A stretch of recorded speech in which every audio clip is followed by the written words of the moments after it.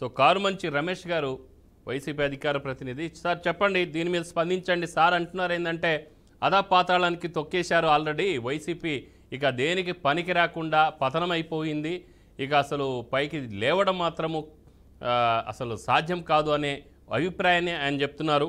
At the same time Pawan Kalyan గారి వ్యాఖ్యలు ఏదైతే ఉన్నాయో ఇంకా 10 years ముఖ్యమంత్రిగా చంద్రబాబే ఉంటారు అని అంటే ఇక్కడ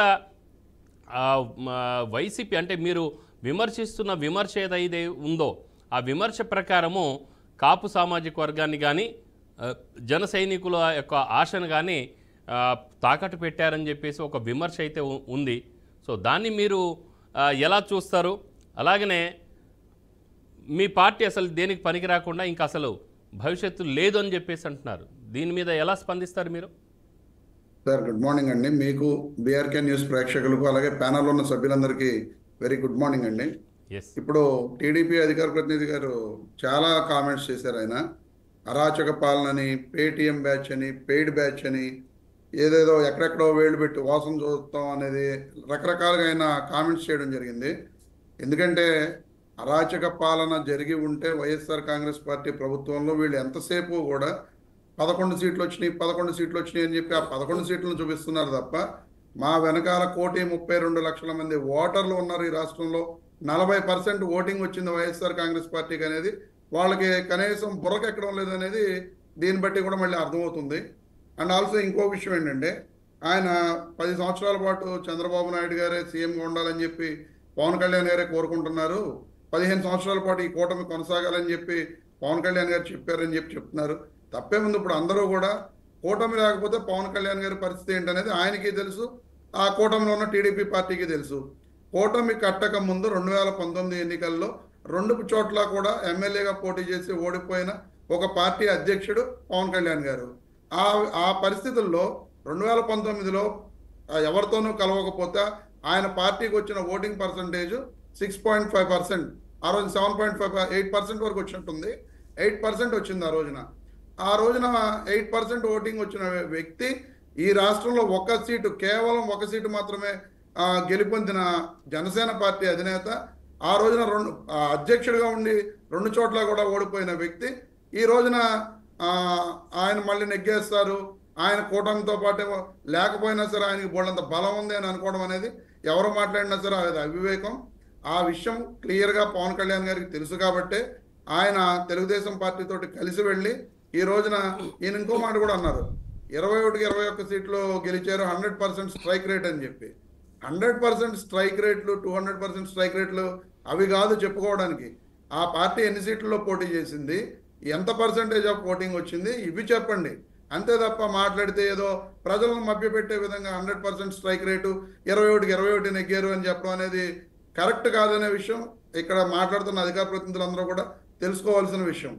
ఎందుకంటే నిజంగా జనసేన పార్టీ అనేది మాకు ఈ రాష్ట్ర ప్రజల్లో బలం ఉంది, మేము పోటీ చేయగలమని చెప్పి 2019 ఎన్నికల్లో వాళ్ళు యాక్చువల్గా అది దురుద్దేశంతో పోటీ చేసిన పోటీ. ఎందుకంటే కూటమి కట్టకుండా ఉంటే ప్రభుత్వ వ్యతిరేక ఓటు చీలిపోద్ది, ఆ ప్రభుత్వ వ్యతిరేక ఓటు చీలిపోతే జగన్మోహన్ రెడ్డి గారు మళ్ళీ ముఖ్యమంత్రి కాలేరు అనే ఒక దురుద్దేశంతో ఆ రోజున పవన్ కళ్యాణ్ గారు టీడీపీ పార్టీ నుంచి బయటకు వచ్చి పోటీ చేయడం జరిగింది. ఆ పోటీ చేసినప్పుడు వచ్చిన వాళ్ళ పర్సంటేజ్ ఆఫ్ ఓటింగ్ 7.5%, ఒక సీటు. ఈ రోజున కలిపి పోటీ చేస్తే కూడా వాళ్ళకి వచ్చిన ఓటింగ్ 6.5%. అంటే 2019 ఎన్నికల్లో వాళ్ళు విడిగా పోటీ చేసిన ఓటింగ్ కన్నా ఈ రోజున 1% ఆఫ్ ఓటింగ్ తగ్గిపోయింది. మరి ఈ రకంగా ఉన్న జనసేన పార్టీని వీళ్ళు టీడీపీ వాళ్ళు, ఎందుకంటే వాళ్ళతో పాటు కలిసి ఉన్నారు కాబట్టి ఈ రోజున ఆహా ఓహో అని చెప్పి బాగాలు ఊతున్నారు. సరే, ఎన్నాళ్ళు కలిసి ఉంటారు? మనం 2014 ఎన్నికల్లో పవన్ కళ్యాణ్ గారు నరేంద్ర మోడీ గారిని, చంద్రబాబు గారిని అటుపక్కన ఇటుపక్కన పెట్టుకుని ఆయన ఎన్నికలకు ముందుకు వెళ్ళడం జరిగింది. ఆ రోజున కూడా వీళ్ళు ఇచ్చే అన్ని హామీలకు నాది బాధ్యత, నేను ఆ హామీలన్నీ కూడా నెరవేరుస్తానని చెప్పిన వ్యక్తి 2.5 సంవత్సరాలు 3 సంవత్సరాల కాలంలోనే బయటకు వచ్చి చంద్రబాబు నాయుడు గారు, లోకేష్ గారు అవినీతి పరులు, వాళ్ళు చేస్తున్న అవినీతిని తట్టుకోలేకపోతున్నాను, నేను సహించలేకపోతున్నాను, కబడ్దార్ చంద్రబాబు నాయుడు గారు, కబడ్దార్ లోకేష్ గారు అని చెప్పి మాట్లాడిన వ్యక్తి పవన్ కళ్యాణ్ గారు ఈ రాష్ట్రంలో మనందరం కూడా చూడటం జరిగింది. అలాంటి వ్యక్తి 2024 ఎన్నికలు వచ్చినప్పటికి మళ్ళీ యూటర్న్ తీసుకుని ఆయన మళ్ళీ చంద్రబాబు నాయుడు గారితో కలిపి పోటీ చేయడం జరిగింది. ఇంకా అంతేకాకుండా జనసేన పార్టీ ఆవిర్భావ దినోత్సవానికి వాళ్ళు ఎక్స్పెక్ట్ చేసిన సంఖ్య, అక్కడికి వచ్చే వాళ్ళ సంఖ్య 10 లక్షల మంది పైన వస్తారని చెప్పి ఎక్స్పెక్ట్ చేశారు వాళ్ళు. మీరే చెప్పడం జరిగింది 3-4 లక్షల మధ్య వచ్చి ఉంటారు అని చెప్పి క్లియర్గా మీరే చెప్పడం జరిగింది. దాన్ని బట్టి జనసేన ఆవిర్భావ దినోత్సవం అనేది సక్సెస్ ఆఫ్ ఫెయిల్ అనేది మళ్ళీ నా నోటితో నేను చెప్పక్కర్లేదు, క్లియర్గా బీఆర్కే న్యూస్ వాళ్ళు మాత్రమే చెప్పడం జరిగింది. ఆ పార్టీ పెద్ద పెద్ద టాప్ లీడర్స్ ఎవరు, నాదెండ్ల మనోహర్ గారితో సహా వాళ్ళందరూ కూడా 10 లక్షల మందిని మేము ఎక్స్పెక్ట్ చేస్తున్నాం, అంతకు మించి వస్తారని చెప్పి వాళ్ళు కూడా చెప్పడం జరిగింది. కానీ ఈ రోజున అది ఏ స్థాయిలో జరిగిందో అందరం చూసాం. ఇంకో విషయం ఏంటంటే జనసేన పార్టీకి ఈ రోజుకి కూడా పార్టీ నిర్మాణం అనేది నిజంగా పవన్ కళ్యాణ్ గారు జనసేన పార్టీ నాయకులను కానీ కార్యకర్తలను కానీ ఈ రాష్ట్రంలో ప్రజలకు సేవ చేసే విధంగా రైట్ రమేష్ గారు, అంటే ఇప్పుడు మళ్ళీ 10 ఏళ్ళు చంద్రబాబు నాయుడే ముఖ్యమంత్రి ఉంటాడు అంటే తర్వాత అంటే కాపు సామాజిక వర్గం మాత్రం కాపు సామాజిక వర్గ నాయకుడు ఒకడు ముఖ్యమంత్రి కావాలని కూడా, అలాగనే గతంలో ఈవెన్ కాపు సామాజిక వర్గాన్ని చాలా పెద్ద మనుషులు అయితే చెప్పారు ఏంటంటే షేరింగ్ కావాలి మాకు ప్రభుత్వంలో అని కూడా చెప్పారు. ఇక్కడ డిప్యూటీ సీఎంతోనే సరిపోయే విధంగానే ఉందా, లేకుంటే భవిష్యత్తులో షేరింగ్ కూడా ఉండే అవకాశం ఉంటుందా ఈ ప్రభుత్వానికి? ఖచ్చితంగా షేరింగ్ అనేది తెలుగుదేశం పార్టీ ఇవ్వదండి. ఇది ఆ విషయం జనసేన పవన్ కళ్యాణ్ గారికి కూడా తెలుసు కాబట్టి ఆయన ఎక్కడికక్కడ ఆయన తగ్గించుకుని నేను 15 ఏళ్ల పాటు, ఎందుకంటే విడిపోతే మళ్ళీ ఆయన కూడా ఏమవుతుందో ఆయనకే తెలియదు, ఆయన పరిస్థితి మళ్ళీ అసెంబ్లీకి వస్తానో రానని చెప్పి ఆయనకే తెలియదు. ఎందుకంటే మన అధికార ప్రతినిధి టీడీపీ అధికార ప్రతినిధి గారు పాతాళానికి తొక్కుతామన్నాం, తొక్కేసామన్నారు. సార్ మీరు తెలుసుకోవాల్సింది 40% ఓటింగ్ ఉంది ఇక్కడ, 132 లక్షల మంది ఓటర్లు మా వెనకాల ఉన్నారు. ఈ ఖచ్చితంగా పవన్ కళ్యాణ్ గారు కాపు సామాజిక వర్గం నుంచి, పాపం కాపులందరూ కూడా మా సామాజిక వర్గం నుంచి ఒక వ్యక్తి మళ్ళీ ఎదుగుతున్నాడు. ఎందుకంటే గతంలో వంగవీటి మోహన్ రంగా గారిని కాపు సామాజిక వర్గం వాళ్ళ లీడర్గా వాళ్ళందరూ ట్రీట్ చేసి ఆయన కాపునాడు అని చెప్పి అలాంటి సమావేశాలు పెడితే ఈ రాష్ట్రంలో ఉన్న కాపులందరూ కూడా ర్యాలీ అయ్యి మా నాయకుడు కాపు సామాజిక వర్గ నాయకుడు ఒక మంచి పొజిషన్లో ఉండాలని చెప్పి ఆ రోజు వంగవీటి మోహన్ రంగా గారికి మద్దతు ఇవ్వడం జరిగింది.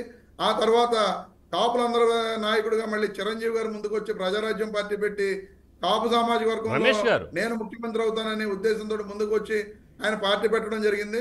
ఆ రోజున 18 సీట్లు వస్తే ఆ పార్టీని తీసుకెళ్లి ఆయన కాంగ్రెస్ పార్టీలో కలిపేశారు.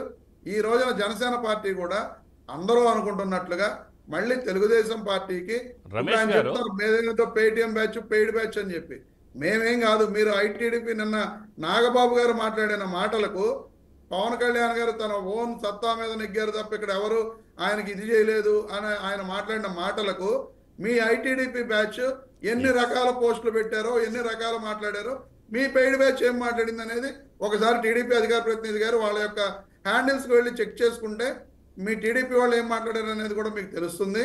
ఖచ్చితంగా పవన్ కళ్యాణ్ గారు కాపు సామాజిక వర్గాన్ని తెలుగుదేశం పార్టీకి తాకట్టు పెట్టారు అనేది ఈరోజు కాపుల్లో ఉన్న దాసర్ రాము గారు లాంటి పెద్ద పెద్ద కాపు నాయకులు కూడా మాట్లాడుతున్న సందర్భాలు మనం చూస్తున్నాం.